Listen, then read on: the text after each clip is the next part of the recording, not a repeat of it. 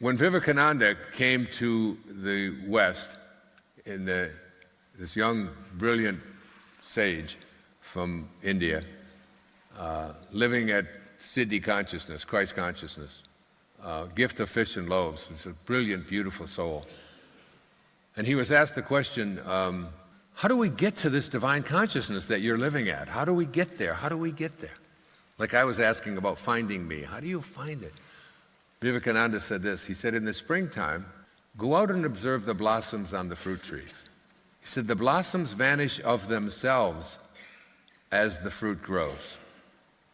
So too will the lower self vanish as the divine grows within you. You don't have to do anything. You don't have to push anything away. You don't have to fight anything. You just have to re-identify yourself.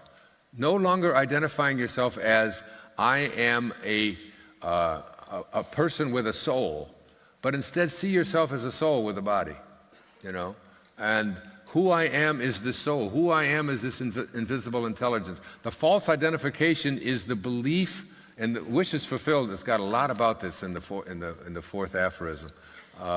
This whole idea that it's what my senses tell me that make my reality.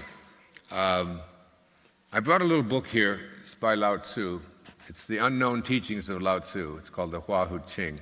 There are two things in here that I want to share with you. There's 81 verses here too. The 59th verse says, if you wish to become a divine immortal angel, then restore the angelic qualities of your being through virtue and service. This is the only way to gain the attention of the immortals who teach the methods of energy enhancement and integration that are necessary to reach the divine realm. These angelic teachers, the guidance that you ask for, the guidance that is there for you with all of these burning desires that have been placed into you, and you're saying, I don't know, I'm not sure, I can't afford that, I have to move to another city, I have to do that, I have to leave this relationship, I have to be away from whatever it might be. These angelic teachers cannot be sought out. It is they who seek out the student.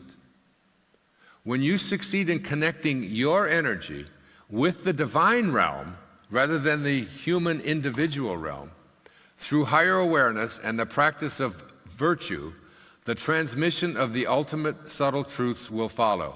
This is the path that all angels take to the divine realm. This is what I've learned in being around this angelic guidance, particularly since my mother passed. If you want to attract this angelic, whatever you want to call it, this divine intelligence, if you want to attract it to you, you must be like they are.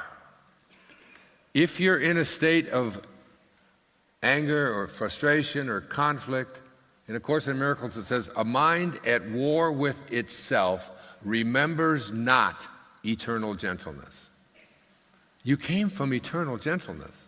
When your mind is at war with itself, when you're in a state of conflict, I even say to people, praying to God, who is only pure love, is only oneness, to resolve your conflicts, if you just think about how impossible that is, because God is only oneness.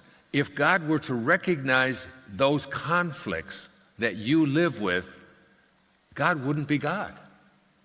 God is oneness.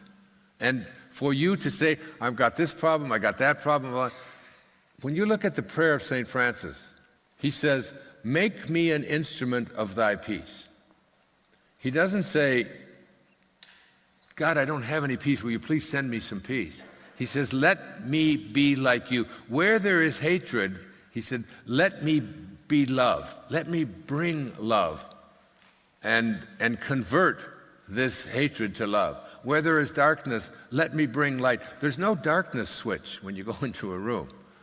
The way that you convert darkness to light is just by being light yourself. Stop identifying yourself as, and you will start doing this as you become a being of light. Stop seeing yourself as this person who has problems, this person who has conflicts. If God is only love, as Anita was describing, and if it's only love, how could it recognize hate or conflict or fear or any of that. It couldn't. It's like you're just blowing into the wind. It makes no sense at all to the divine intelligence. You have to be, like it says here in the Hua Hu Ching, you have to be, if you wish to become a divine immortal angel, then restore the angelic qualities of your being through virtue and service. Be that. Don't ask someone else to do it for you and solve your problems.